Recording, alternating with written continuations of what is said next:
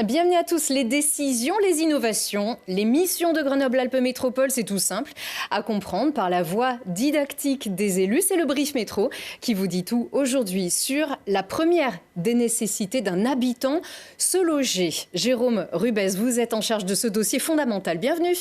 Merci pour l'invitation. Vous êtes vice-président chargé de l'habitat, du logement et de l'hébergement. Une préoccupation tellement essentielle pour la métropole que votre délégation fait la distinction entre habitat, logement et hébergement. C'était important de montrer cette distinction essentielle. Oui, parce qu'il y a des sujets qui relèvent de la coopération aussi avec l'État, sur l'hébergement, notamment quand on démantèle un squat ou des bidonvilles, mine de rien, qui se créent sur le territoire. Et on est, nous, en capacité de pouvoir en reloger quelques-uns. Et c'est de l'hébergement, parce que c'est de l'hébergement temporaire. Habitat, logement, on peut tous faire la distinction ici aujourd'hui. Mais d'abord, sur les 49 communes de la métropole, on va faire un état des lieux, pour reprendre aussi le jargon de l'habitat. Et pour comprendre aussi les enjeux, donc on va rappeler le contexte du logement dans la métropole grenobloise. La situation, est-ce qu'on est en manque de logement? On est plutôt dans les clous? On doit construire et on doit produire du logement. Au niveau de la métropole de Grenoble. On est dans la moyenne, on n'est pas mauvais, on n'est pas les meilleurs. Et on doit atteindre des objectifs quand même dans le cadre du PLH, construire quand même 2500 logements. Alors tout logement confondu, mais surtout la priorité de la métropole, c'est le logement social. Et on doit en construire 1300 logements. En 2025, première année de réalisation du PLH, on est à moitié de l'objectif. Le PLH, c'est le programme local de l'habitat. La moitié de l'objectif, ça veut dire que les communes, encore aujourd'hui, et notamment en matière de logement social, payent encore, puisque c'est une obligation, et c'est une obligation légale. Les communes payent plutôt que de construire aujourd'hui encore, pour la plupart? Il y en a beaucoup qui ont fait des efforts quand même, parce qu'il y avait un sacré retard pour pas mal de communes. Donc il y en a sur ce mandat qui ont fait beaucoup d'efforts. D'ailleurs, 2 nouvelles communes ont dépassé et franchi la barre des 25%, dont la ville de Grenoble. Mais c'est surtout le plus important, c'est qu'il en reste encore beaucoup qui doivent remplir leurs obligations avec la production de logements sociaux sur leur territoire. Donc 25% de logements sociaux ou 20%? Quelle est l'obligation légale? C'est simple, l'obligation légale, elle est à 20%. Mais avant, elle était à 25%. Sur notre territoire, on est une zone tendue, en fait. C'est juste que pendant le Covid, il y a eu une baisse de la tension locative qui fait que les ratios qui sont pris en compte par l'État ont fait baisser ce taux à 20%. Mais au 1er janvier 2026, on va revenir à 25% parce qu'on est à un logement pour quasi 6 demandes. Et oui, et notamment des demandes de logements spécifiques. Il y a aussi l'obligation dans ce programme local de l'habitat, 150 logements locatifs publics spécifiques. Donc des personnes précaires, des ménages, des personnes âgées, des étudiants. Comment est-ce que ça se passe? À qui est-ce que ça s'adresse? Effectivement, si on doit résumer, c'est plutôt des résidences autonomie, des maisons pour les jeunes travailleurs, des foyers jeunes travailleurs, des maisons de famille aussi, d'accueil, etc. pour les personnes les plus précaires qui sont isolées. Donc voilà, on appelle ça les logements spécifiques, mais c'est vrai que c'est pour un public plus ciblé que le logement social où c'est accessible à tous et c'est que la condition de revenu qui permet de rentrer dans un logement social. 150, ça paraît assez peu finalement. Ça paraît assez peu, mais il y a quand même le logement social à côté qui peut aussi répondre à une demande. Donc, dans la durée aussi. 150, c'est plutôt une bonne production. D'ailleurs, cette année, en 2025, dans la programmation, on est à 150 logements produits. Mais c'est ce qui a été analysé dans les besoins, en tout cas, de la métropole. Des logements produits ou des logements trouvés aussi? Est-ce qu'il y a encore le problème des logements vacants par rapport à cette demande de logements spécifiques? On a des logements vacants. Aujourd'hui, au niveau de la métropole, ce qu'il faut analyser, en tout cas en termes de logements vacants, on a à peu près 20 000 logements au niveau en vacances. Mais il n'y en a que 2 000 qui relèvent à peu près d'une vacance structurelle, c'est-à-dire qui sont pas mis qui sont vacants depuis plus de 2 ans. C'est ça qu'il faut regarder, c'est ça le plus important, c'est-à-dire c'est ce qu'on appelle la vacance structurelle. Voilà. Le reste, c'est moins de 2 ans, c'est des rotations. Ça veut dire que quand même, il y a des rotations au niveau des habitations au niveau de la métropole. D'accord. Et alors, avant de parler de vos travaux en faveur de l'accès au logement, on peut faire une parenthèse sur l'existant et donc sur le chantier de la rénovation thermique, puisque avec le dispositif qui est propre à Grenoble-Alpes Métropole, qui s'appelle Murmure, en partenariat avec la LEC, on vise ici la qualité, le confort, les économies d'énergie. C'est essentiel parce que ça touche directement le mieux vivre, le portefeuille et l'environnement. Exactement. C'est la moitié du budget du programme local de l'habitat. Vous savez, il y a la moitié, c'est pour produire. Moitié. Ah oui. Oui, la moitié, c'est pour produire, la moitié, c'est pour rénover. Parce que les logements, il y en a beaucoup sur le territoire. aujourd'hui, mais ils ont besoin d'être rénovés. Et il y en a beaucoup qui sont encore dans les étiquettes qui ne pourront plus être mis en location. En fait, vous avez les étiquettes G notamment. Donc, que ce soit un individuel, votre maison, que ce soit une copropriété, que ce soit un logement commercial également, la démarche, on va voir la métropole, Exactement. qui fournit des aides, qui fournit des liens, qui aide considérablement dans la démarche pour le chantier de rénovation thermique. Pensez-y. Alors, mais dans un contexte de crise économique, vous êtes aussi penché sur une contrainte qui fait toujours grincer les dents pour tout le monde d'ailleurs, c'est l'assurance habitation. C'est une obligation légale comme pour un véhicule ou est-ce que ça reste facultatif aujourd'hui? Non, c'est une obligation légale d'être assuré. Mais on découvre des fois des situations où il n'y a pas d'assurance dans certains logements. Parce que certains ne le savaient pas nécessairement. Soit ils ne le savaient pas, soit ils le faisaient volontairement. Mais ce n'est pas l'enjeu majeur de l'assurance habitation qu'on a lancé au niveau de la métropole. Oui, alors déjà on peut rappeler juste à quoi ça sert. Une assurance habitation, c'est une porte fracturée, c'est un dégât des eaux, c'est se protéger contre tout événement qui peut se produire au sein de votre logement, que ce soit par des conséquences humaines, c'est-à-dire du vandalisme, du vol, ou naturel aussi, ou tout simplement lié au voisinage, mais les dégâts des eaux qui peuvent arriver les plus régulièrement. Et ça arrive, et c'est pas rare, et donc il y a beaucoup d'abus, et c'est très cher. Disons qu'il faut faire attention. Et c'est pour ça que vous avez veillé à ça. Donc, vous avez proposé une assurance multirisque, donc, c'est-à-dire avec les meilleures garanties, une assurance habitation à prix modéré pour les ménages modestes et de la classe moyenne également, des locataires. Pourquoi et à qui s'adresse cette assurance habitation? C'est une forme de CMU pour l'habitat? On peut l'apparenter, en fait, la métropole, pour faire de manière simple, la métropole ne subventionne aucune assurance pour mettre en place cette assurance habitation sur le territoire. On est une caution morale sur l'assurance habitation. C'est le groupe Vive, qui regroupe quand même pas mal d'organismes mutuels qu'on connaît, notamment la MGEN, Harmonie Mutuelle, tout ce qui relève de la fonction publique. Souvent, ils s'occupent de ce public-là. Ils ont aussi le troisième bailleur social au niveau de la France, en termes de production de logements. Vive, VYV. Exactement. Et en fait, c'est eux qui ont été lauréats de notre appel d'offres et qui proposent effectivement une assurance sur le territoire, sur l'ensemble de la métropole, pour tous ceux qui peuvent relever du logement social en termes de revenus. Donc ça touche tous les ménages qui peuvent relever du logement social, adressé simplement aux locataires. Qu'ils soient dans le logement social, qu'ils soient dans un logement privé, tous locataires peuvent adhérer à cette assurance. Alors, qu'est-ce qu'elle peut garantir? Elle est moins chère Elle a les mêmes garanties, en fait, elle a les mêmes garanties que la plupart des assurances. L'objectif, c'était faire en sorte qu'elle soit garantie à la juste valeur de ce que peut être une assurance pour un locataire. Pas besoin des fois d'assurer son mobilier à hauteur de 1 million d'euros. J'exagère un peu, mais il y a des assurances qui proposent des fois des plafonds extrêmement élevés ou des franchises basses ou des franchises hautes. Et en fait, l'idée, c'était de lutter contre les assurances low cost, parce que du coup, on est très mal assuré, mais on ne s'en rend compte qu'à partir du moment où il y a des dégâts. C'est une vraie fausse bonne idée.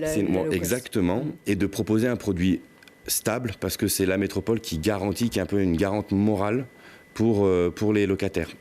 Ça rassure aussi d'avoir une collectivité. Exactement. Il y a c'est quand même une garantie. collectivité qui est derrière. C'est applicable sur tout le territoire, quelle que soit votre ville. Je rappelle que les assurances vous demandent où vous habitez. Et souvent, parce qu'ils estiment qu'il y a des communes qui sont à risque, plus que d'autres, pour leurs propres raisons. Il n'y en a pas dans cette assurance. C'est-à-dire, quel que soit le lieu de votre habitation, vous êtes assuré de la même manière. Applicable sur l'ensemble de la métropole. Vous avez les mêmes garanties partout. Vous avez une franchise unique à 150 €. Et en plus de cela, la seule condition, c'est la condition de revenu. Mais elle vous est demandée pour entrer dans cette nouvelle assurance. En revanche, il y aura une vérification qu'à la fin. Voilà, s'il y a un problème et un dommage à régler. Et surtout, la métropole se porte garante, pas caution, mais en tout cas est garante de ce fonctionnement et simplifie les démarches. Comment ? Exactement. Vous allez sur Internet, vous pouvez largement adhérer, très simplement. On ne vous demande pas grand-chose. Votre type d'habitation, c'est-à-dire est-ce que c'est une maison, un appartement, et votre condition de revenu. D'accord. Et comment vous avez choisi le groupe Vive ? On a lancé un appel d'offres. Il y a eu deux groupes d'assurances qui ont postulé. Et c'est le groupe Vive qui a été sélectionné par rapport à l'ensemble des démarches qu'on a pu évoquer, simplification de la démarche, applicable sur l'ensemble du territoire, moins cher que la plupart des assurances proposées de le même type, c'est entre 25 et 35% moins cher en fonction de la taille de votre logement et du coup de votre type de votre logement, pardon. Et du coup ça varie en fonction des prix. Et le dispositif est déjà en place en Oui. juillet 2025 ? Ça fonctionne déjà ? Oui. Est-ce qu'on peut résilier son contrat d'assurance C'est tout organisé par le groupe Vive, par le nouvel assureur. Il s'occupe de résilier votre assurance et il vous envoie d'ailleurs aussi chaque année votre attestation d'assurance. Donc il y a aussi là une garantie de j'ai besoin de mon attestation, on me l'envoie chaque année à la date anniversaire. Alors, pour tous les locataires qui répondent à ces critères de logements sociaux, qu'est-ce qu'ils doivent faire ? C'est pas automatique, hein ? Oui, 80% des ménages, ouais, ce qui est énorme. Mais ce n'est pas automatique, c'est-à-dire qu'il faut faire la démarche. J'ai entendu que le dispositif est en place. Qu'est-ce que je dois faire ? Est-ce que je contacte mon propriétaire ? Est-ce que on contacte la métropole et vous savez tout. Exactement. Et puis, il y a des agences aussi au niveau à Grenoble qui peuvent vous recevoir. Très bien. Alors, un autre dossier aussi qui vous tenait très à cœur et qui est en cours depuis le 21 janvier 2025, c'est le dispositif d'encadrement des loyers. Déjà, pourquoi encadrer les loyers ? Quel est le contexte national, en l'occurrence ? Il était important, en tout cas, de lutter contre la spéculation immobilière. Justement, ça fait le lien tout à l'heure avec la production de logement. Étant donné que la production de logement, en tout cas au niveau du logement social, était faible, il y a forcément une tension locative qui se crée. Donc forcément, tension locative veut dire on augmente les prix des loyers, etc. Et nous, il était important qu'on puisse les encadrer. Encadrer, c'est pas non plus, faut pas que ça fasse peur, parce qu'en fait, en gros, l'idée, c'est que la préfecture fixe un prix moyen du loyer et le propriétaire a la possibilité de faire moins 30% sur ce loyer ou plus 20%. Donc il y a quand même une fourchette assez large. Oui. Pour le propriétaire, pour choisir son loyer adapté à son logement. Mais alors comment ça fonctionne votre dispositif, comment est-ce qu'il fonctionne ? C'est-à-dire que comment est-ce qu'il a été mis en place ? Est-ce qu'il a été bien compris déjà ? En tout cas, on a fait toutes les démarches pour communiquer sur l'encadrement des loyers et on s'appuie sur des relais, que ce soit les agences immobilières, qui sont censées aussi mettre en application cet encadrement des loyers, puisque normalement, aujourd'hui, pour tout nouveau bail qui est renouvelé. Voilà, donc c'est tout nouveau bail, c'est pas les bails en cours, c'est tout, pas rétroactif. Exactement. Donc c'est à chaque fois qu'il y a un bail qui est renouvelé, normalement, si vous êtes dans la zone qui est concernée, donc là il suffit juste de taper votre adresse sur le site de la métropole. Il n'y a pas toutes les communes de la métropole. Pas toutes les communes de la métropole. Et c'était votre souhait ? Non, notre souhait c'était l'ensemble des communes de la métropole. Voilà. Sauf que l'État a préféré cibler sur les zones tendues où effectivement l'offre était supérieure à la demande. C'est ce qu'on appelle une zone tendue. Donc, du coup, l'État a préféré nous dire non, allez sur ces zones. Donc, il y a 13 communes qui sont concernées totalement et 8 communes partiellement. Donc, pour faire simple, allez sur la métropole, tapez votre adresse et on vous dit si vous êtes dans la zone de l'encadrement des loyers. Et normalement, dans cette zone, dès qu'il y a un renouvellement de bail, le propriétaire ou les agences immobilières, enfin en fonction de ceux qui gèrent le logement, est censé indiquer le prix moyen décidé par la préfecture et quelle majoration ou minoration met en place le propriétaire. Et si on se rend compte que qu'on n'est pas en règle ? Si on se rend compte que il peut y avoir d'abord une démarche à l'amiable, c'est-à-dire une discussion avec le propriétaire en disant vous n'êtes pas dans les clous de la loi, etc. Est-ce que vous pouvez revoir votre loyer ? Si ça ne suffit pas, ils peuvent se faire accompagner par des associations type ADIL. Et si ça ne suffit pas, après, ça va au niveau d'un juge. D'accord. Est-ce qu'à terme, ça serait toutes les communes de la métropole, finalement ? Est-ce que vous continuez cette démarche ou c'est pas vous qui décidez, on a compris que c'était l'État ? Ça pourrait être l'ensemble, puisque toutes les communes de la métropole devraient être traitées de manière égalitaire sur ce sujet-là. Et alors, ça n'est pas simplement pour aider et pour lutter contre les abus, il y a un réel impact qui est attendu de cette mesure sur l'ensemble de la politique de l'habitat sur la métropole. Il y a déjà le premier impact, c'est la baisse des loyers. Mine de rien, on pourrait croire que, mais il y a quand même une baisse des loyers. C'est ce qu'on a pu observer dans les autres communes, dans les autres métropoles, qui ont pu mettre ça en place. Je rappelle qu'on est le seul territoire aujourd'hui où il y a plusieurs communes concernées. Il y a beaucoup de communes au niveau de la France qui ont postulé pour l'encadrement des loyers. On est la première métropole à mettre en place ça sur plusieurs communes. Donc, ce qui n'a pas forcément été évident dans un premier temps pour discuter aussi avec tout le monde. Je fais le lien avec l'assurance habitation. L'assurance habitation également, on est la première métropole à mettre ça en place. Les autres, ce sont des villes qui ont mis ça en place au niveau de leur commune. Et nous, on est la métropole qui a mis ça au niveau de 49 communes. Donc voilà, c'est aussi important de pouvoir le rappeler.